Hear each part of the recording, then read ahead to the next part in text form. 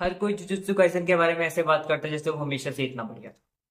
जेजेके didn't start strong, it became strong. और इस journey में हर आर्क इक्वल नहीं थी। कुछ आर्क स्टोरी को पुश करती है, कुछ आर्क सेटअप बन के रह गए। इस वीडियो में हम जेजेके की आर्क्स को सिर्फ रैंक नहीं कर रहे हैं, हम उन्हें जज कर रहे हैं, और हाँ, रेट भी। सबसे पहले बात करते हैं इंट्रोडक्शन और कर्स्ड वूम्ब आर्क की। ये आर्क बोरिंग इसलिए नहीं लगती क्योंकि फाइट वीक थी। ये आर्क बोरिंग लगती क्योंकि जेजेके खुद अनश्योर था। टोन क्लियर नहीं है, वर्ल्ड हैवी फील होता है, स्टेक्स लाइट है। यूजी इंटरेस्टिंग कैरेक्टर है, सुकुना स्केरी लगता है, पर स्टोरी अभी कॉन्फिडेंट नहीं है। आर्क्स इंपॉर्टेंट है, पावरफुल नहीं। इसलिए आर्क मेरे लिए 6 आउट ऑफ 10 है। इसके बाद आता है क्योटो गुडविल इवेंट आर्क।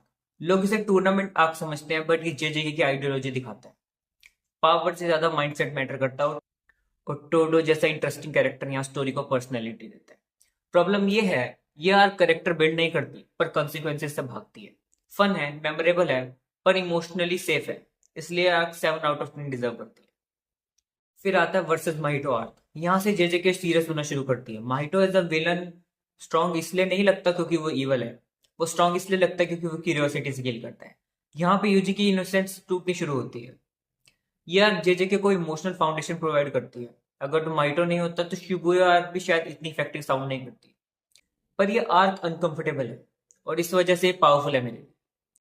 तो ये डिजर्व करती है 8.5 out of 10 according to me. इसके बाद आती है जुजुत्सु काइसन जीरो।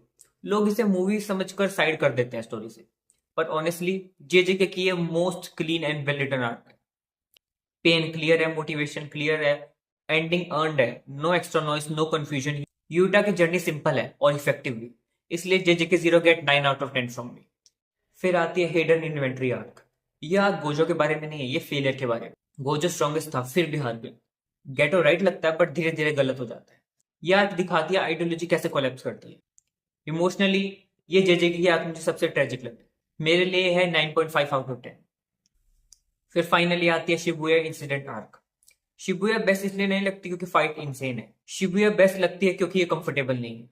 यहाँ हीरो जीतते नहीं है, यहाँ हीरो से सर्वाइव करते हैं।